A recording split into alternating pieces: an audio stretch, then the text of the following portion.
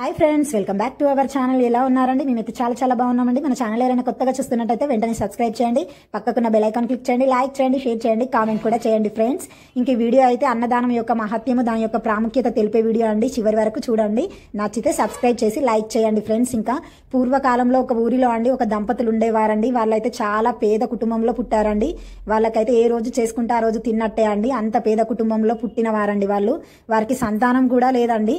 అయితే వాళ్ళ భార్య లక్ష్మి అయితే చాలా అనుకువతో ఉన్న దాంట్లో ఎవరైనా ఆకలి అని ఇంటికి వస్తే మాత్రం ఖచ్చితంగా వాళ్ళ కడుపు నింపేదండి. అంత గొప్ప ఇల్లాలండి తనైతే.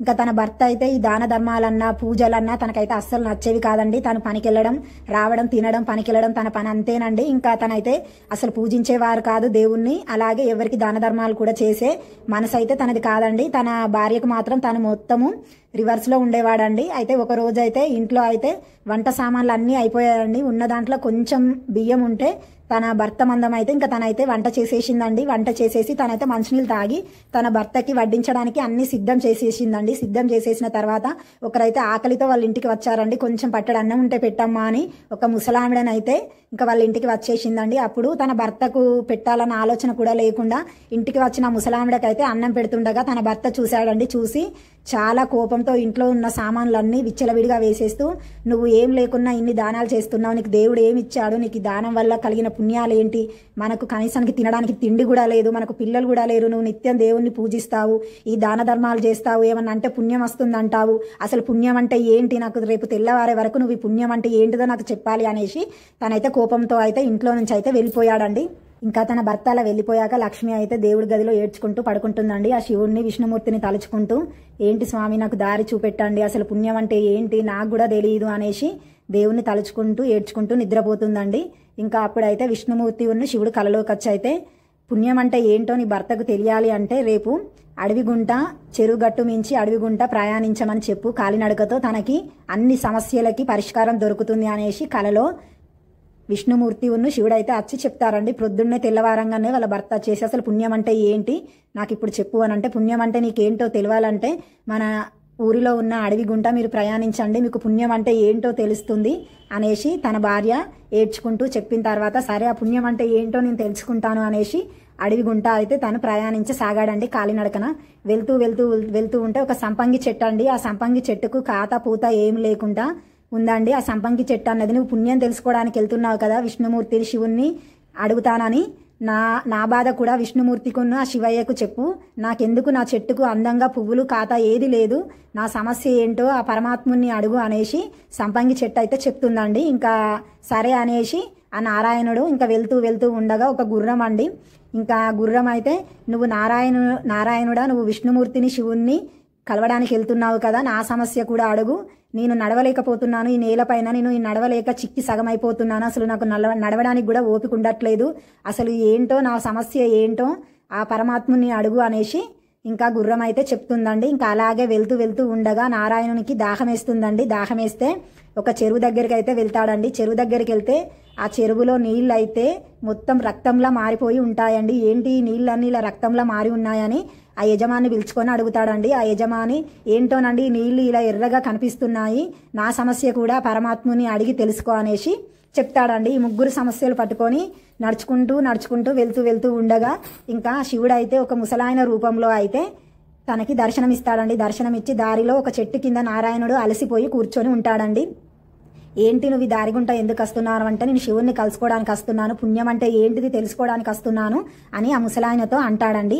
అప్పుడు ఆ ముసలాయన అంటాడండి, సరే నేనే శివుణ్ణి అనుకో, నేనే పరమాత్ముని అనుకో, ఆ సమస్యలు ఏంటో నాకు చెప్పు, నేను దానికి పరిష్కారం చెప్తా అని ఆ ముసలాయనే అంటాడండి. అప్పుడు ఈ నారాయణుడు చెప్తాడు కదా, నేను మార్గ మధ్యలో వస్తుండగా ఒక సంపంగి చెట్టు ఉందండి, ఆ చెట్టుకు కాతా పూత ఏమి లేదంట, తన బాధతో తన సమస్యను ఆ శివుడికి చెప్పమని చెప్పిందండి అని అంటే, ఆ ముసలి వ్యక్తి ఏమంటాడంటే, ఆ చెట్టు కింద బంగారు ఆభరణాలున్నాయి, నిధులున్నాయి, అందుకే ఆ చెట్టు ఎదగడం లేదు, ఆ చెట్టుకు కాతా పూత లేదు, ఆ చెట్టు కింద ఉన్న ధనధాన్యాలను తవ్వి అందరికీ దానం చేయడం వల్ల ఆ చెట్టుకు కాతా పూత లభిస్తుంది అని చెప్పాడు. అలాగే ఆ గుర్రం నడవలేకపోతుందట, నేల పైన తను చిక్కి సగమైపోతుందట, అసలు లేవడానికి కూడా ఓపిక ఉండట్లేదట, నేల మీద అడుగు పెట్టగానే తనకి ముళ్ళు కుచ్చుకున్నట్టు అవుతుందట. అంటే ఇంకా అవి రాళ్ళు కాదు, ఆ రాళ్ల కింద రత్నాలు ఉన్నాయి, అవి తవ్వి అక్కడ ఉన్న ప్రజలందరికీ పంచు, అప్పుడు తను ఆరోగ్యంగా ఉంటుంది, తను నడవగలుగుతుంది, ఆ రాళ్ళు తీసేయడం వల్ల అక్కడ గడ్డి కూడా మొలుస్తుంది, తను రోజు ఆహారం కూడా దొరుకుతుంది అని చెప్పాడు ఆ ముసలి వ్యక్తి.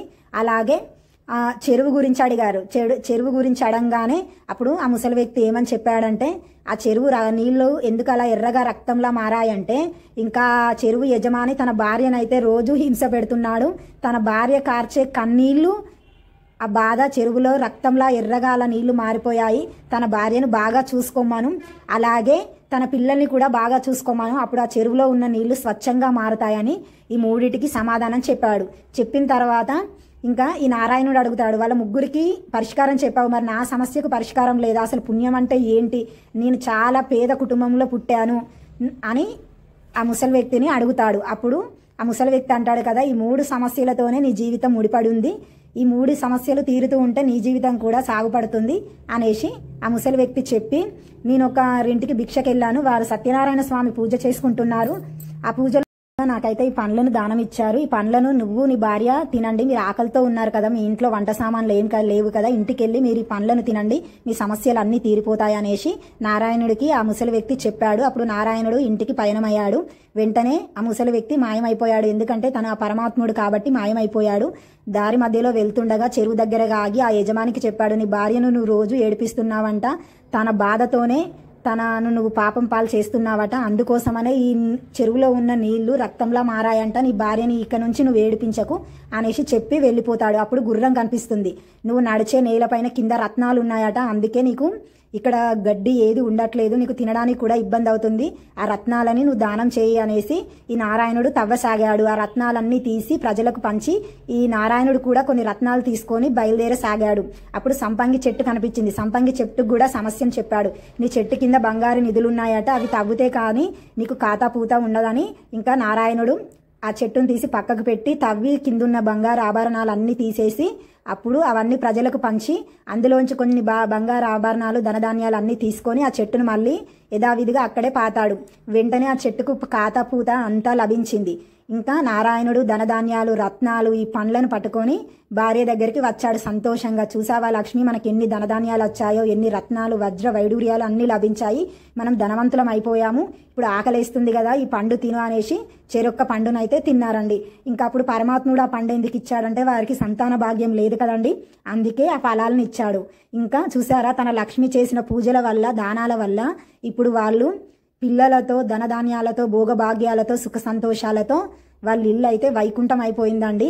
అందుకే పుణ్యం అంటే ఏంటో అనేసి తన భర్తకు కూడా తెలిసొచ్చింది. అంటే నా భార్య చేసిన దాన ధర్మాల వల్ల పుణ్యం నాకు ఇలా లభించింది, నేను ధనవంతున్నయ్యాను, నాకు సంతాన ప్రాప్తి కూడా కలిగిందని అప్పుడు సంతోషంగా తను కూడా మంచిగా కష్టపడి పని చేసుకుంటూ ఉన్న దాంట్లో అందరికీ దానం చేస్తూ రోజు ఇంకా దైవాన్ని పూజించుకుంటూ ఇద్దరు సుఖంగా సంతోషంగా ఉండసాగారండి. అందుకోసమేనండి ఇంకా దానాలు ధర్మాలు చేయడం వల్ల మనకైతే పుణ్యం లభిస్తుందండి. అందుకోసం అనేసి మనకున్న దాంట్లో కొంచెమైనా సహాయం చేయాలి, మనకు వచ్చిన పనిని 10 మందికి చేసి చూపెట్టాలి. మనకి దాన ధర్మాలు చేసే అంత స్తోమత లేకపోయినా కానీ మనము ఎవరింటికన్నా వెళితే ఏదైనా సహాయం ఏదైనా పని చేయాలండి. మనకు వంట వచ్చిందనుకోండి, మనం వంట చేసి 10 మందికి మన వంటనైతే పెట్టాలండి. మనకి ఏ పని చేతనైతే ఆ పని చేసి మన వంతు సహాయం అయితే మనం చెయ్యాలండి. ఇంకా లక్ష్మీ నారాయణులు అయితే ఇలా సుఖ సంతోషాలతో వాళ్ళ జీవనాన్ని అయితే సాగిస్తూ ఉండసాగారండి. ఇదండి దాన ధర్మాల యొక్క గొప్పతనము.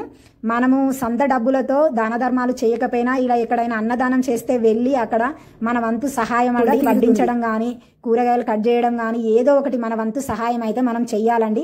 అలా చేస్తే ఏదో కొంచెం అన్న మనకైతే పుణ్యం అయితే లభిస్తుందండి. అలాగే వారి యొక్క ఆకలి